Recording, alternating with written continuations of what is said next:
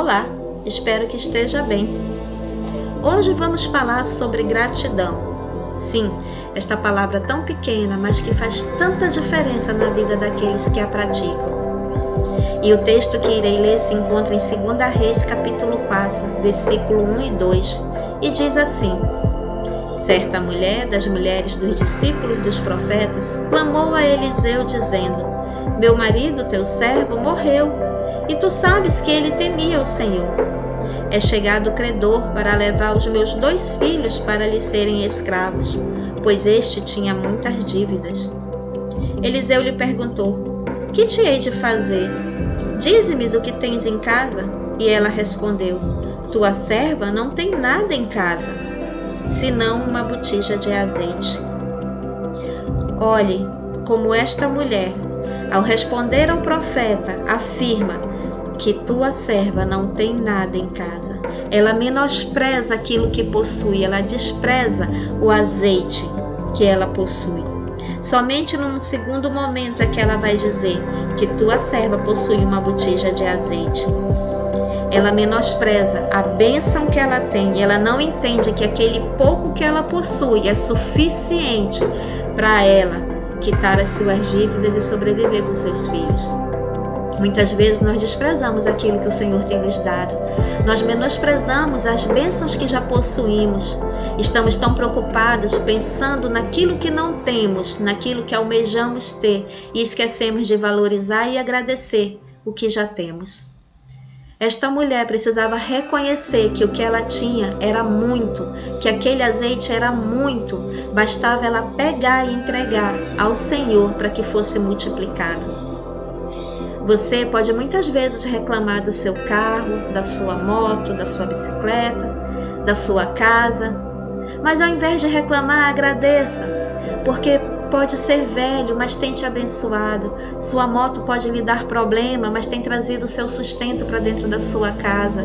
Sua casa pode não ser uma mansão, mas é a melhor casa do mundo, porque é onde você vive com sua família, é onde você deve ter momentos de paz e alegria.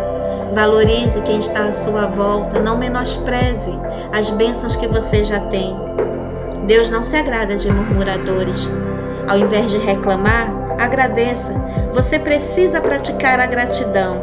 E o maior nível de gratidão é reconhecer e não esquecer o que o outro fez por você, mesmo que ele agora não seja tão perfeito com você.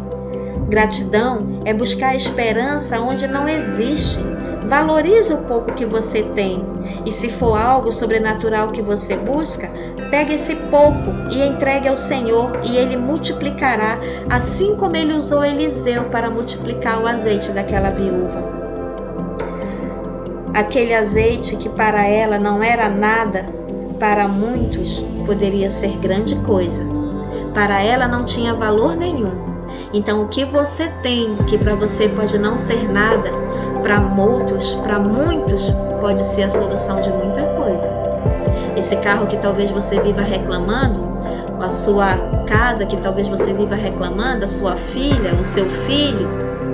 Muitos gostariam de ter um filho ou uma filha, nem que fosse para irritar, mas que estivessem vivos e eles pudessem abraçar. Então abrace, valorize, diga para as pessoas que você ama.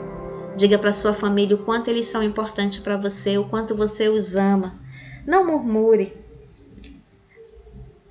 Espero que essa mensagem possa lhe ajudar a ter um coração mais grato, a você praticar mais o exercício da gratidão, a amanhecer o dia e dizer: Senhor, muito obrigado por esse dia. Senhor, muito obrigado por essa chuva, muito obrigado por esse sol. Pratique gratidão, seja grato por tudo, porque mesmo que tudo pareça o contrário, Deus ele tem o controle de todas as coisas. Então, mesmo que a bênção pareça impossível, no momento certo, Deus vai te abençoar. Então, tenha um coração grato, agradeça a Deus por tudo. Aqui embaixo, na descrição desse vídeo, eu vou estar deixando links de cursos e de livros digitais, caso você se interesse. Agora eu vou deixar você com essa melodia para você refletir no que você deve agradecer ao Senhor. O que você tem que muitas vezes você menospreza e esquece de agradecer.